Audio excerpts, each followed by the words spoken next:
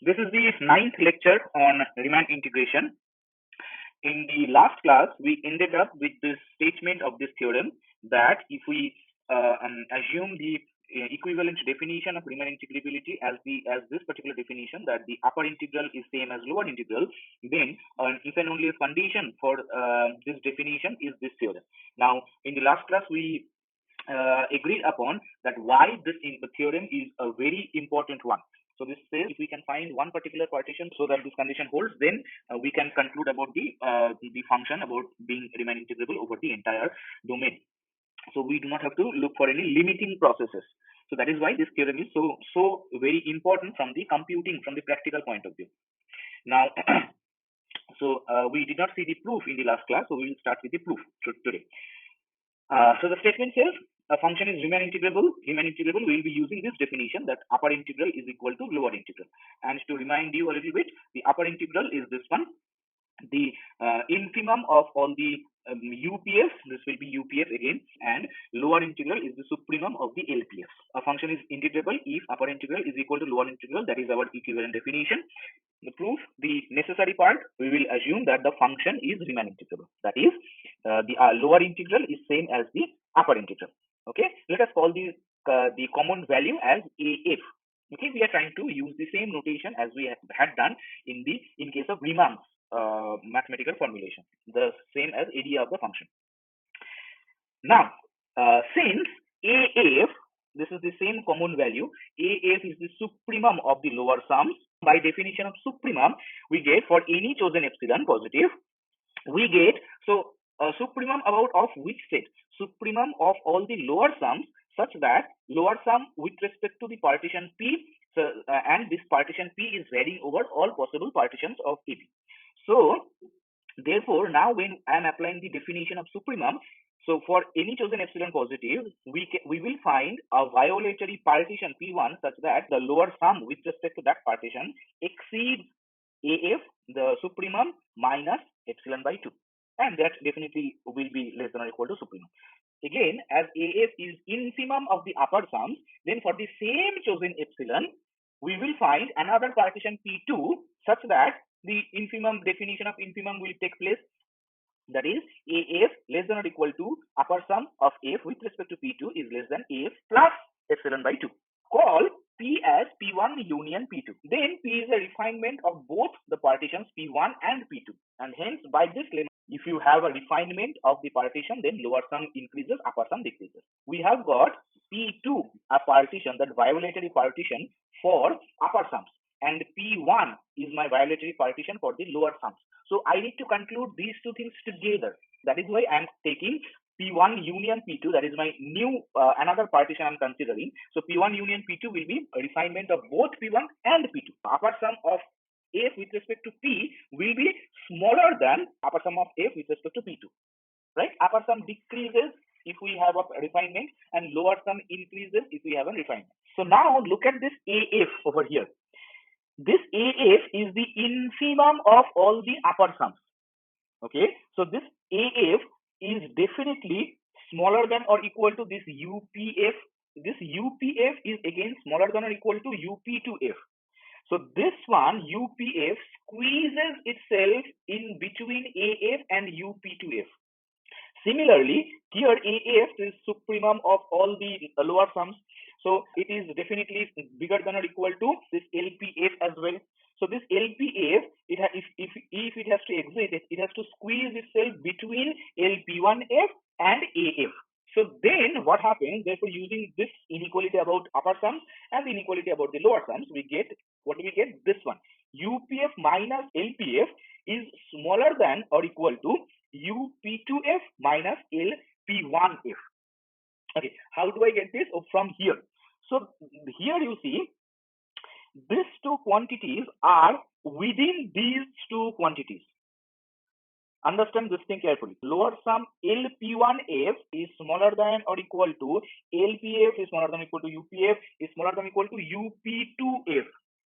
Okay, so then the distance between the last two must be bigger than or equal to distance between the middle one.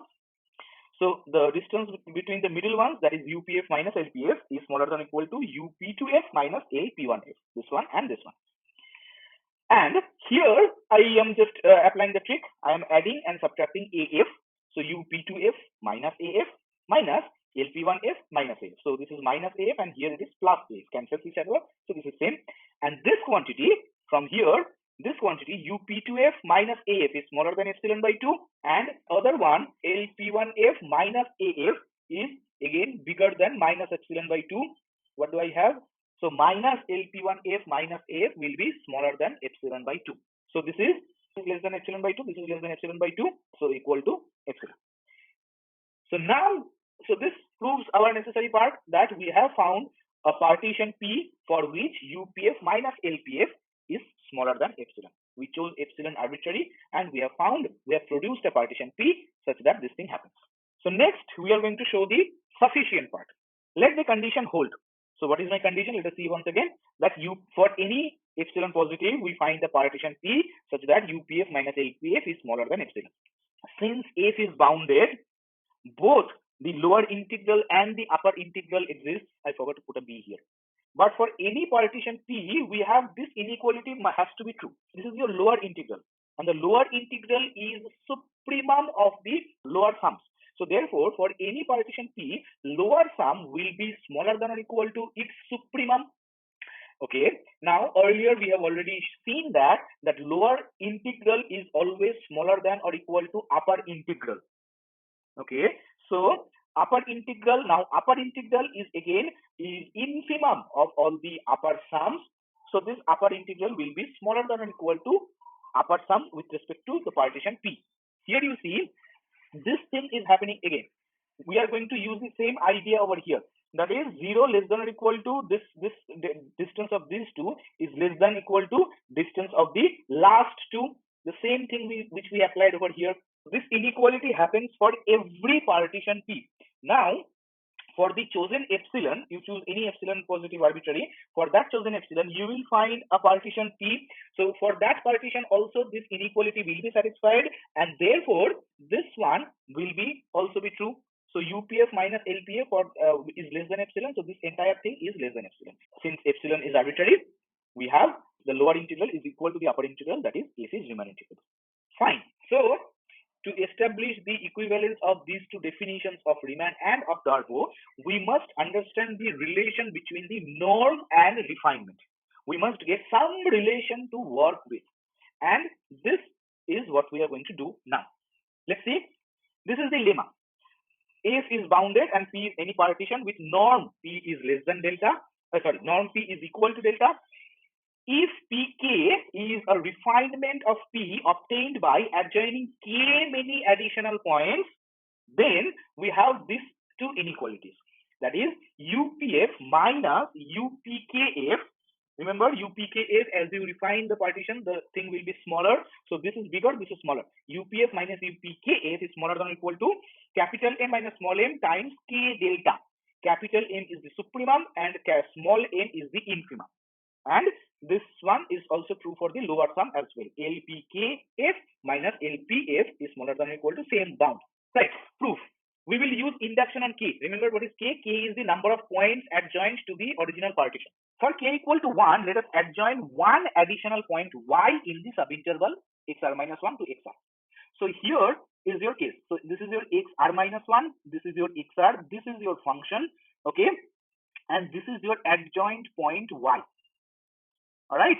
So this is your so we are adjoining only one additional point in the Rh subinterval.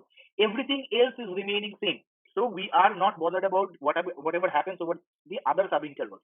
This is my Rh subinterval, and here I am inserting only one additional point. Fine. So now let small mr be the our usual notation. Small mr, this is my small mr, this is the infimum of the function in the entire Rh subinterval, right? And capital Mr is my supremum of the function in the entire Rh subinterval. Okay. Then next is m dash is my infimum of the function is in the, so understand this thing, we have divided this entire subinterval, Rh subinterval, into left half and the right half. This is not the midpoint though. We have left portion and the right portion. In the left portion, we call the infimum and the supremums as small m dash and capital M dash. So in this one, you see in the left half, this the value at y is your infimum, and the value at this point, this value is only your supremum. Small m dash is this one. This is the value.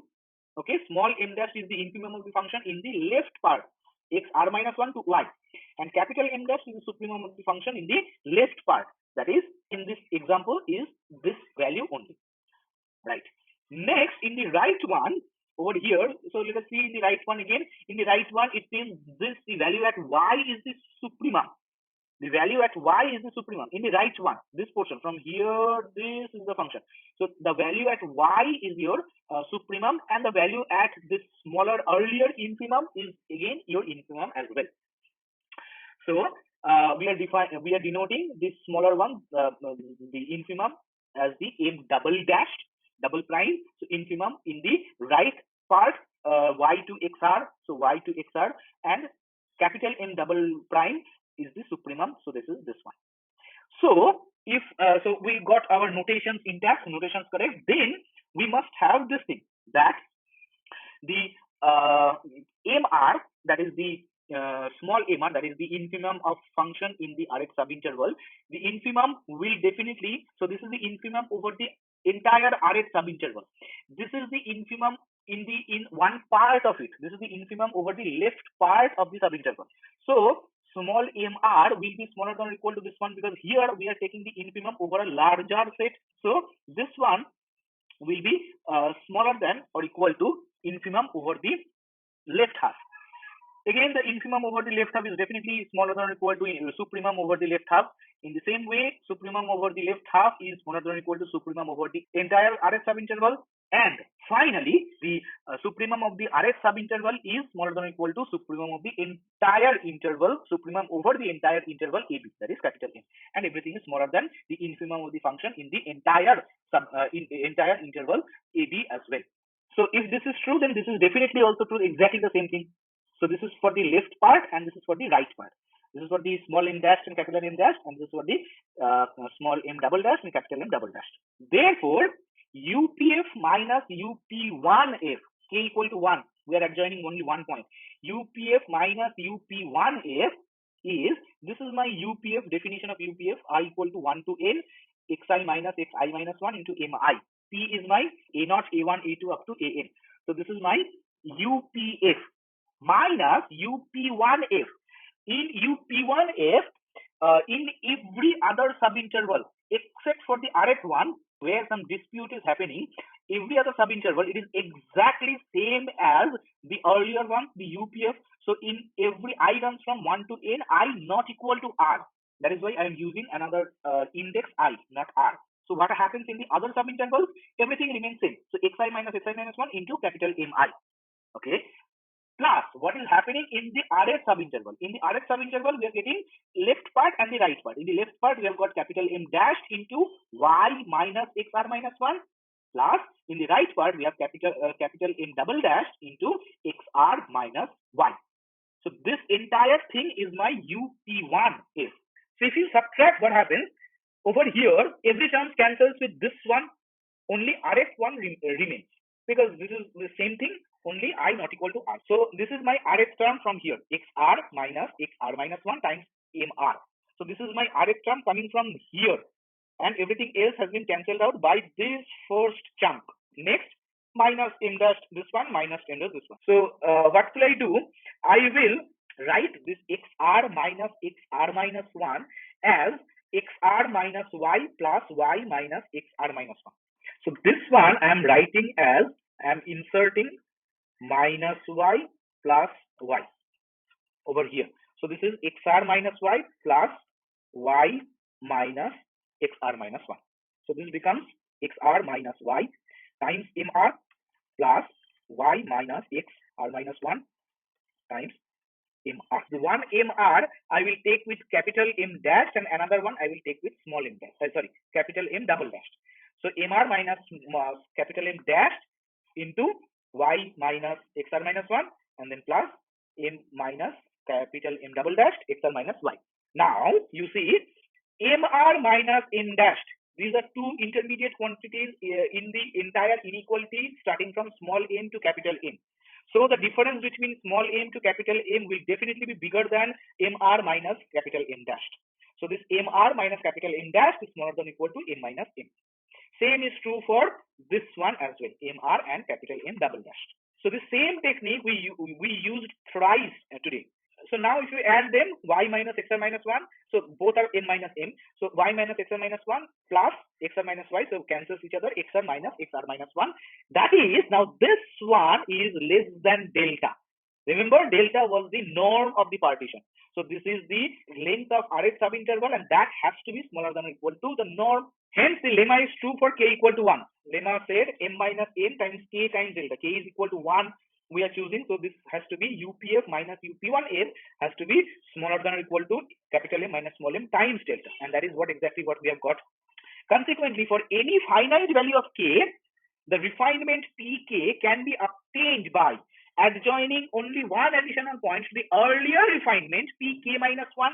If we have to refine the original partition P by adjoining 10 points, we will adjoin those 10 points successively. We will adjoin 1 point first, then the second, then the third, then the fourth, and this way. So for any finite value of k, the refinement pk can be obtained by adjoining one additional point to the earlier refinement pk minus 1. So we are not adding all the 10 points at once. We are adding them one after another. That means in each step, the lemma is true because we are adding only 1 point. So therefore, UPF minus UPKF, that is the after k many points adjoined, UPF minus 1 point refinement plus 1 point refinement minus 2 point refinement plus 2 point refinement minus 3 point refinement, and it goes on like this. The lemma is true for k equal to 1, so each of them maintains this inequality, so the entire inequality is true. Similarly, we can prove the inequality for the lower sums as well. Okay, so this one is a extremely meticulous and boring proof, but this will prove its necessity while we'll be using this one to show the equivalence of these two definitions of integration, the Riemann one and the Darboux one.